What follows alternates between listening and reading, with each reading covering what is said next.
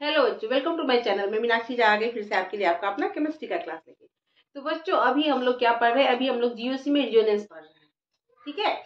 इसमें रिजोनेंस का मैंने आप लोगों को डिफिनेशन बता दिया, टाइप ऑफ रिजोनेंस बता दिया, वैलिडेशन ऑफ रिजोनेंस बता दिया, ठीक। रिजोनेटिंग स्ट्रक्चर आज हम लोग पढ़ने वाले हैं resonance energy. What is resonance energy?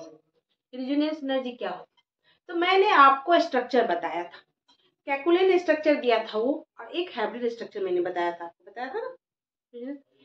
तो किसी भी मॉलिक्यूल का hybrid structure and resonating structure के बीच जो एनर्जी डिफरेंस होता है, उनके बीच के जो एनर्जी डिफरेंस होते हैं, उसी डिफरेंस को क्या बोला जाता है? रिजोनेंस एनर्जी बोला जाता है, जिसका डिफिनेशन मैंने लिखा है, देखो। It is a difference in the energy between the resonance hybrid and most stable resonating structure. Resonance hybrid का जो होता है, हाइब्रिड होता है, and most stable resonating structure होता है, उसके बीच के जो एनर्जी डिफरेंस होते हैं उसे ही क्या बोला जाता है? रिजोनेंस एनर्जी बोला जाता है। क्या है? Further more is the resonance, जितना ज्यादा रिजोनेंस एनर्जी होगा उतना ज्यादा मॉलिक्यूल स्टेबल होगा। आगे बात समझ में? रिजोनेंस एनर्जी जितना ज्यादा एनर्जी उतना ज्यादा रिजोनेंस स्ट्रक्चर, जो मॉलिक्यूल का जो स्ट्रक्चर होता है वो उतना ज्यादा क्या होगा? स्टेबल होगा। अब रिजोनेंस कैसे देखेंगे?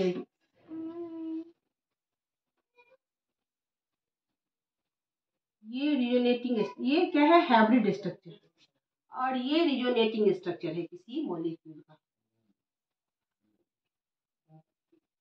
ये रिजोनेटिंग स्ट्रक्चर है, ठीक है। इनके बीच का जो डिफरेंस है, अगर इसका क्या है 10, एनर्जी का मान इसका 10 है और इसका 5, तो इसका कितना होगा? 10 माइनस 5 यानी 5। इसका रिजोनेंस एनर्जी कितना होगा? 5। आगे बात समझ में? तो रिजोनेंस एनर्जी क्या होता है समझ में आगे बात में आप लोगों को। अब चलिए मैं आप लोगों को क्या बताने वाली हूँ? अब मैं आप लोगों को बताने वाली हूँ किसी भी रिजोनेटिंग स्ट्रक्चर का मेजर और माइनर का क्राइटेरिया। किसको बोलेंगे जो मेजर प्रोडक्ट है और किसको बोलेंगे जो माइनर। इसके कुछ 3-4 रूल होते हैं, मैं आज बारी बारी से उसका रूल समझाऊंगी, उसके बाद फिर आगे चलेंगे, ठीक है। तो चलिए क्राइटेरिया देखें। रिजोनेटिंग स्ट्रक्चर तो हम लोग पढ़ लिए। अब मैं मेन है क्या, कौन सा क्राइटेरिया चेक करना है? कौन सा प्रोडक्ट माइनर रिजोनेटिंग स्ट्रक्चर जो है जो माइनर है और कौन सा मेजर है। तो उसके कुछ रूल है, कैसे पता चलेगा? तो उसके कुछ रूल है।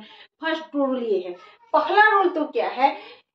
वैसे कंपाउंड रिजोनेटिंग स्ट्रक्चर वाले कंपाउंड जिनका ऑक्टेट कंप्लीट हो, हर एक किसका एटम का ऑक्टेट कंप्लीट हो, ये एटम इसका ऑक्टेट कंप्लीट हो, सबका ऑक्टेट कंप्लीट हो, तो यानी वो लुईस स्ट्रक्चर को फॉलो करे, परफेक्ट लुईस स्ट्रक्चर हो, तो वैसे रिजोनेटिंग स्ट्रक्चर वाले मॉलिक्यूल को क्या बोला जाएगा?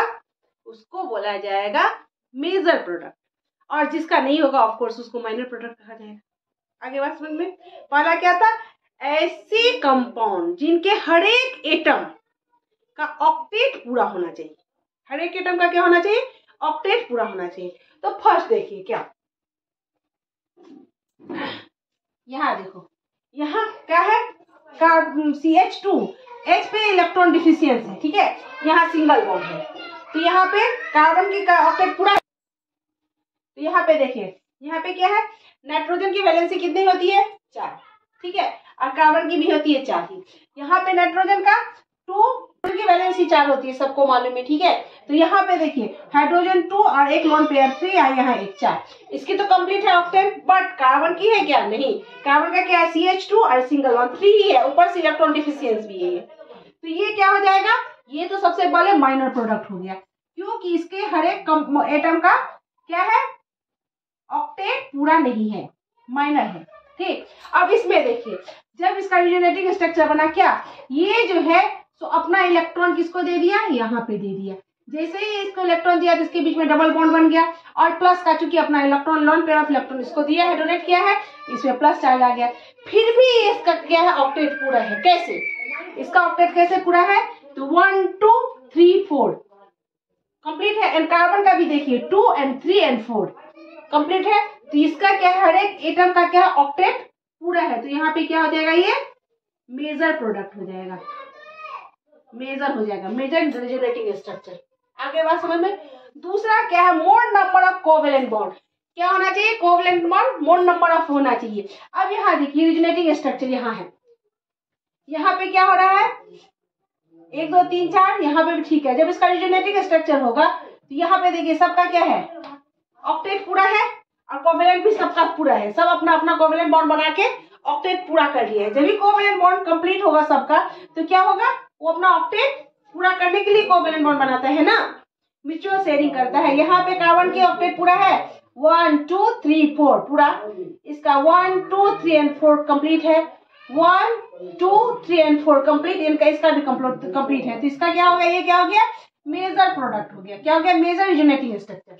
एंड इसका देखिए अब ये क्या किया, अपना इलेक्ट्रॉन यहाँ डोनेट कर दिया, ठीक, कहाँ किया, यहाँ डोनेट कर दिया इलेक्ट्रॉन अपना।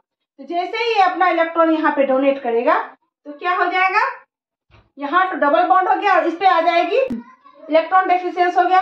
और ये जैसे ही अपना इलेक्ट्रॉन खींचा, जैसे ही डबल बॉन्ड ये अपना इलेक्ट्रॉन खींचा यहाँ से ले लिया, तो इस पे तो लोन पेयर इलेक्ट्रॉन आ गया। अब यहाँ पे देखिए किसी का ऑक्टेट पूरा है, ये तो मेरे प्रोडक्ट, यहाँ देखिए कार्बन पे 2 and 3 बॉन्ड ही है, ऑक्टेट पूरा नहीं है, ठीक है, प्लस चार्ज इलेक्ट्रॉन डिफिशिएंस एक तो नहीं है हुआ। दूसरा देखिए 1 2 3 and 4 दूसरा का तो है, तीसरा 1 2 3 and 4 है, और चौथा का 2 3 एक 4, लेकिन एक ठोका तो नहीं हुआ, तो इसलिए क्या हो गया, माइनर प्रोडक्ट हो गया। दो हो गया, पहला क्या है, हर एक एटम का क्या, जितने रेजोनेटिंग स्ट्रक्चर में जितने एटम है सबका ऑक्टेट कंप्लीट होना चाहिए। और दूसरा क्या है, मोर कोवेलेंट बॉन्ड बनना चाहिए। आगे बात समझ में, कितना होना चाहिए, मोर कोवेलेंट बॉन्ड। इतना मोर कोवेलेंट बॉन्ड बना है, नहीं बना है, यहाँ पे लोन पेयर इलेक्ट्रॉन बचा हुआ है। आगे बात समझ में यहाँ पे। अब आते हैं तीसरे नंबर पे, चलिए तीसरा क्या है, प्रेफरेबली ये बहुत कंफ्यूजिंग है इसको पढ़ने से। मेन क्या है, देखिए इस दोनों में कौन स्टेबल है, हाइब्रिड एंड रेजोनेटिंग स्ट्रक्चर है। तो देखिए हाइब्रिड जो है यहाँ पे हो सकता है, रेजोनेंस संभव ही नहीं है, यहाँ रेजोनेंस ये फुलफिल है तो रेजोनेंस क्यों होगा, बट इसमें तो रेजोनेंस हो सकता है। तो ये क्या हो जाएगा, माइनर है, ये क्या हो जाएगा, मेजर। आगे बात समझ में, जिसमें रेजोनेंस हो सकता है वो मेजर हो गया, और जिसमें नहीं होगा वो क्या होगा, माइनर हो गया। आगे बात समझ में। और ये बोल सकते हैं इसका क्या है, ऑक्टेट पूरा है, स्टेबल है, ये अनस्टेबल है, इसलिए रेजोनेटिंग स्ट्रक्चर दिखा रहा है। मेजर प्रोडक्ट यानी स्टेबल, माइनर यानी अनस्टेबल। आगे बात समझ में, जो जितना मेजर होगा उतना ज्यादा स्टेबल, जो जितना माइनर होगा उतना अनस्टेबल होता है। आगे बात, अब चौथा में आते हैं, ठीक है, जितना ज्यादा निगेटिव पे ही निगेटिव चार्ज होना चाहिए, जाना चाहिए, वो ज्यादा स्टेबल होगा।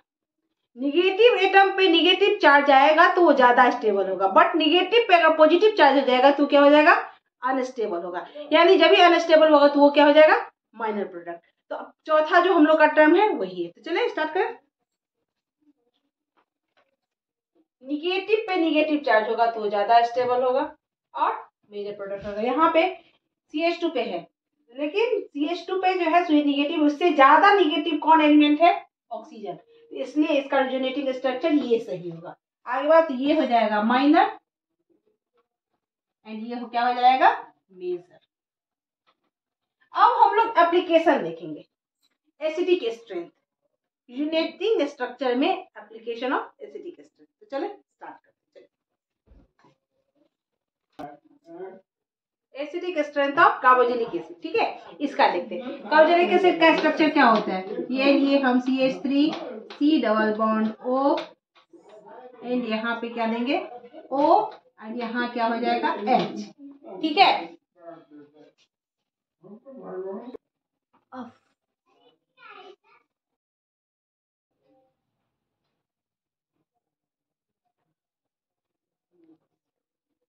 अब इसका रेजोनेंस कैसे होगा, ये यहाँ पे इलेक्ट्रॉन अपना दिया तो यहाँ पे बन जाएगा, ये कैसा बनेगा, ये CH3 यहाँ C, यहाँ पे सिंगल बॉन्ड ऑक्सीजन, यहाँ पे आ जाएगा प्लस चार्ज 1 2 3 4, यहाँ डबल बॉन्ड O, यहाँ H, ठीक है, यहाँ पे आ गया डबल बॉन्ड और यहाँ H, यहाँ पे आ जाएगा माइनस चार्ज।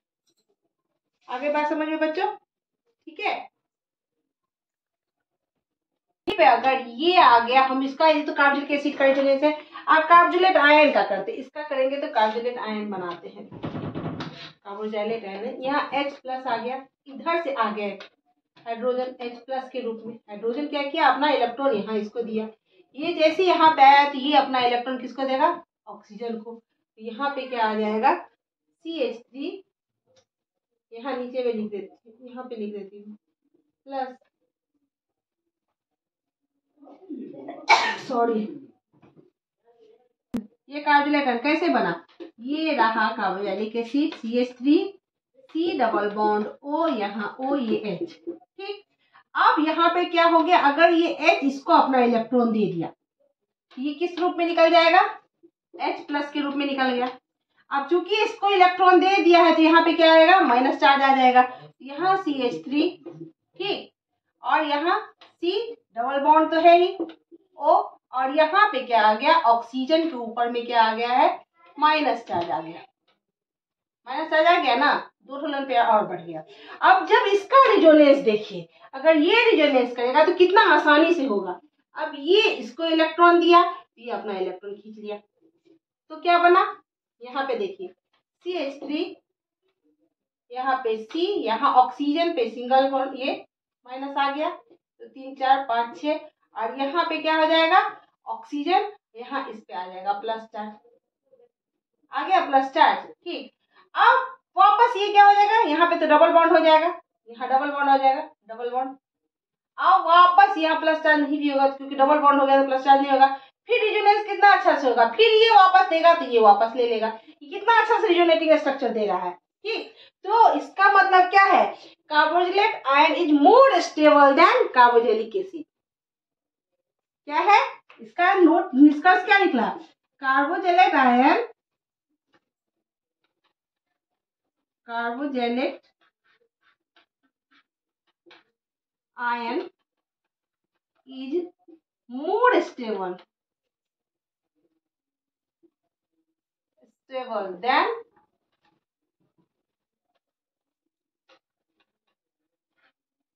Carboxylic acid. आगे बात समझ में, जिसमें जितना अच्छा से रिजोनेंस होगा वो उतना ज्यादा स्टेबल होगा। आगे बात समझ में, तो आई होप आज हम लोगों ने रिजोनेंस कंप्लीट कर लिया। अब नेक्स्ट क्लास में हम लोग देखेंगे हाइपर कंजुगेशन। तो मैंने जितना पढ़ाया आई होप आप लोग को अच्छे समझ में आ गया होगा। नहीं समझ में आया तो प्लीज कमेंट सेक्शन में हमको बतलाइए, मैं फिर से अच्छे से समझाने की कोशिश करूंगी। जिन्होंने मेरे चैनल को सब्सक्राइब नहीं किया जल्द से जल्द सब्सक्राइब कर लीजिए और वीडियो को लाइक कीजिए, कमेंट कीजिए। तब तक के लिए टेक केयर, बाय बाय।